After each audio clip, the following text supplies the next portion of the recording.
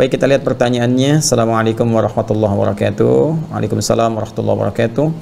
Saya sudah berusaha untuk mengikuti program menghafal Al-Quran seperti yang Ustadz Adi ajarkan. Alhamdulillah, semoga Allah berikan pahala terbaik dari segala usaha yang telah Ibu sampaikan dan usahakan. Namun saya lamban dan sulit hafal serta mudah pula lupa. Baik, langkah apa lagi yang harus saya tempuh agar mudah hafal dan tidak mudah lupa? Terima kasih, semoga Ustaz keluarga senantiasa sehat walafiat. Dan semoga Anda pun diberikan lebih daripada apa yang Anda doakan kepada saya. Waalaikumsalam warahmatullahi wabarakatuh. Sifat hafal dengan lupa itu fitrah kehidupan. Saya mau bicara tentang lupa dulu ya. Lupa itu dibagi dua. Ada lupa yang sifatnya anugerah, ya, anugerah untuk meringankan beban kehidupan kita, atau dalam konteks ibadah tertentu bahkan untuk menambah pahala. Ya, nanti kita bahas. Yang kedua, ada lupa yang dicela. Jadi kalau yang pertama ini sifatnya disyukuri, madah, itu kan dipuji. Yang kedua, dzam, ya mazmum, sesuatu yang dicela, yaitu lupa yang diakibatkan karena perbuatan-perbuatan maksiat.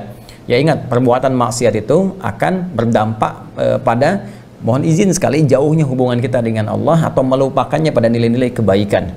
Ya karena itu orang-orang yang bermaksiat itu, mohon maaf, seringkali lupa waktu sholat. Orang-orang yang penuh banyak maksiat lupa untuk baca Al-Quran. Sehingga dari sifat lupa ini jadi jauh dari sholat, jauh dari Al-Quran, jauh dari nilai-nilai kebaikan menurut syariat Islam dan sebagainya. Nah, ini yang dibawa dari maksiat, ya. Kemudian ada lupa yang dipuji yang pertama tadi. Lupa yang dipuji ini terbagi pada dua bagian. Pertama, takhfiful haya, untuk meringankan aspek kehidupan. Jadi misalnya kalau kita diberikan oleh Allah sifat lupa dalam beberapa hal yang kiranya bisa meringankan beban kita, maka itu harus disyukuri, ya. Kita bersyukur. Bayangkan kalau semua manusia ingat terus, wah, barangkali, mohon maaf itu ya, bisa jadi terganggu nanti jalan pikirannya. Jadi kena penyakit tertentu yang memberikan beban berat. Anda ingat dari mulai lahir sampai sekarang, ingat semua kejadian, gak bisa tidur Anda.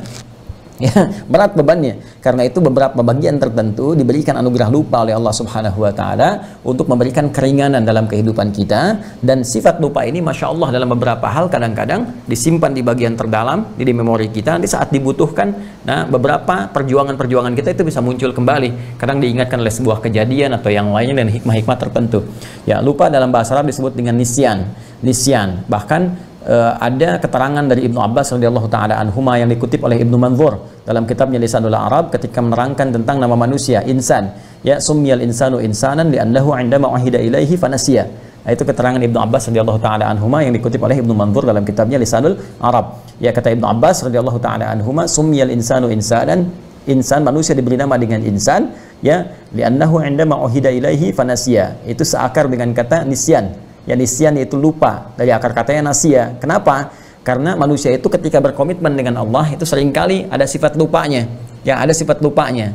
Ya, itu karena itulah diberi nama dengan insan, ada korelasi dengan nisyan, ya kan? Nasia itu lupa, saya lupa, nasi itu, kita lupa, nasina.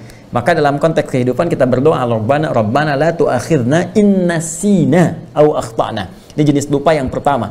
Ya Allah, jangan biarkan kami, ya Allah, ketika kami lupa itu kami berbuat salah gitu. Dengan lupa kami salah. Nah, itu konteks yang tadi saya sampaikan dalam keterangan saya yang pertama. Ada lupa yang cenderung mengarah kepada maksiat. Ada lupa yang sifatnya anugerah yang tadi saya sampaikan, ya, untuk meringankan beban kehidupan. Atau yang kedua, menambah nilai pahala dalam konteks ibadah tertentu. Contohnya apa? Al-Quran. Ya, jadi ada kondisi tertentu yang orang ini nggak maksiat, ikhtiarnya banyak sekali, bahkan dia tahajud juga, dia puasa juga, dia meninggalkan maksiat, tapi ketika menghafal Quran, kok kayaknya susah gitu, ya, dalam tanda petik ya, padahal Allah katakan nggak ada yang susah, tapi qadar Allah ditetapkan oleh Allah bagi orang ini misalnya, nggak secepat yang lain. Orang lain misalnya dalam 10 menit hafal 1 halaman, orang ini sudah 1 jam belum hafal, bahkan 10 jam masih terlambat-lambat, ya, ada yang pindah, lupa sebelumnya misalnya kan. Apa di antara hikmahnya? Ternyata di antara hikmahnya itu rahmat Allah Subhanahu wa taala, di antaranya untuk memberikan tambahan pahala kepadanya dengan mengulang apa yang telah dia tadi usahakan untuk dihafal. Jadi makanya menghafal Quran itu sering saya katakan bukan berapa banyak hafalan yang dikumpulkan, bukan berapa juz yang telah dihafalkan, tapi berapa banyak ikhtiar kita untuk menghadirkan Quran itu hadir dalam jiwa kita, ya, berdasarkan kemampuan usaha kita. Jadi yang dilihat oleh Allah, yang dinilai itu adalah ikhtiarnya, bukan berapa juz yang telah dihafalkan. Ya, kalau berapa juz yang telah kumpul itu yang menjadi pahala, rugi kita. rugi. Tapi betapa adilnya Allah memberikan ikhtiar manusia sebagai ukuran pemberian pahala kepadanya. Karena itu kalimat nabinya jelas mengatakan, ya, man qara'al Qur'ana, ya, man qara'a kitaballahi, siapa yang membacakan kitabullah subhanahu wa ta'ala, membacakan Al-Qur'an. Bahkan redaksinya tegas mengatakan man qara'a harfan min kitabillah. Ya, Nabi menyampaikan man qara'a harfan min kitabillahi, siapa yang membacakan satu huruf dari kitabullah, ya, falahu asyru hasanat, dia mendapatkan 10 kebaikan padanannya. Satu huruf sama dengan 10. Walam aqul alif lam mim harfun. Ya, dan saya tidak katakan kata Nabi alif lam mim satu huruf, walakin alifun harfun, lamun harfun, mimun harfun, wa likulli harfin asyru hasanat. Tapi alifnya satu huruf, lamnya satu huruf, mimnya satu huruf, setiap hurufnya 10 kebaikan. Nah, sekarang Anda ambil dari rumus ini, ya, terapkan dalam kehidupan kita. Bagaimana seseorang yang ketika dia mencoba menghafalkan satu ayat saja, dzalikal kitabu la raiba fihi hudal lil muttaqin. Dalam perjuangan dia, mustahil ada orang misalnya secara umum, ya, umumnya sekali membacakan itu, misalnya pada umumnya, ya, saya tidak mengatakan kekhususan pada orang tertentu. Secara umum dia bacakan sekali langsung selesai, hafal, tertanam kuat. Tidak. Fitrah hafalan itu kalau ingin kuat tertanam, itu dia akan ulang-ulang. Maka orang yang membacakan ayat kedua di Al-Baqarah ini, ya, mulanya dia bisa memulai dengan kalimat seperti ini misalnya bacaannya. Dzalikal kitabu, dzalikal kitabu, dzalikal kitabu, la raiba fi, la raiba fi, la raiba fi, dzalikal kitabu la raiba fi, dzalikal kitabu la raiba fi, dzalikal kitabu la raiba fi, hudal lil muttaqin, hudal lil muttaqin, hudal lil muttaqin, dzalikal kitab, dzalikal kitabu la raiba fi, hudal lil muttaqin, dzalikal kitabu la raiba fi, hudal lil muttaqin, dzalikal kitabu la raiba fi, hudal lil muttaqin. Saya tanya pada Anda, berapa huruf yang telah saya bacakan? Hitung. Nah, berapa huruf yang telah saya bacakan? Ya. Saya ingin mengatakan kalikan dengan pengulangan yang telah tadi saya bacakan. Karena bacaannya siapa yang baca satu huruf, saya kan baca berulang-ulang tadi. Mengulang itu kan membaca lagi. Jadi ada orang yang diinginkan oleh Allah Subhanahu wa taala melimpah dulu pahala kepadanya. Kata Allah, urusan hafal Quran nanti gampang. Ya, bagi Allah itu mudah, begitu dimudahkan menghafal semudah-mudahnya. Mungkin sekarang berjuang 1 bulan, 2 bulan sulit, tiba-tiba bisa terjadi dalam sebulan berikutnya bisa 30 juz hafal. Kalau Allah berkehendak untuk memudahkan. Ya, tapi ada sesuatu hikmah yang besar yang Allah ingin anugerahkan. Ya, kadang-kadang limpahkan dulu pahalanya. Bukankah semakin banyak pahala, semakin peluang mendapat rahmat Allah itu tinggi, paling minimal nutup dosa. Ya kan?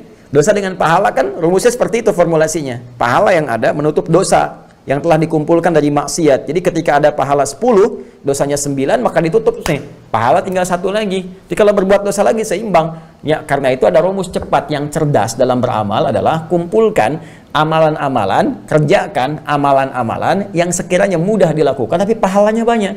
Itu rumus ekonomi kan, modal sekecil-kecilnya keuntungan banyak gitu kan. Baca Al-Quran itu diantaranya. Baca Al-Quran diantaranya. Begitu Anda bacakan Al-Fatihah aja. Ya, Al-Fatihah kan 7 ayat. Kalikan berapa huruf? Ya, 17 kali baca dalam sehari. Itu berapa pahala dikumpulkan? Kalikan 10 lagi. Paling minimal. Nah, jadi ketika Anda menghafalkan Al-Quran, berita baiknya adalah pahami dulu rumusnya. Saya sering katakan dari awal sejak kita mengaji, kalau kita paham rumusnya, semua kita syukuri. Ya, maka rumus cepatnya sekali lagi, ingat Allah melihat pada prosesnya, pada ikhtiarnya, bukan berapa banyak yang telah kita hafalkan. Ya, nanti setelah itu terjadi, Allah berikan kemudahan kepada kita semua. Walladzi yatata'ta wa huwa syaqqun 'alaihi falahu ajran. Ya, siapa yang berusaha semaksimal mungkin, tidak pernah putus asa, dia berusaha walaupun terbata-bata mulai menghafalkannya, mengucapkan hurufnya misalnya, maka diberikan 2 pahala, 2 kali lipat, bahkan Allahu Akbar, 2 kali lipat. Diapresiasi kesungguhannya. Masya Allah, ini ada yang 60 tahun, saya lihat ada yang bahkan 70 tahun, itu kan, ada yang lebih daripada itu masih berusaha menghafal. Ini sangat luar biasa. Sementara orang melalaikan kehidupan akhiratnya, banyak pesta pora, banyak macam-macam, Anda kembali kepada Allah. Ya, dengan mendalami kitabnya, firmannya, ini sangat luar biasa. Dan berapa pahala yang dikumpulkan. Dan kita tidak tahu kapan kita berpulang pada Allah Subhanahu wa taala.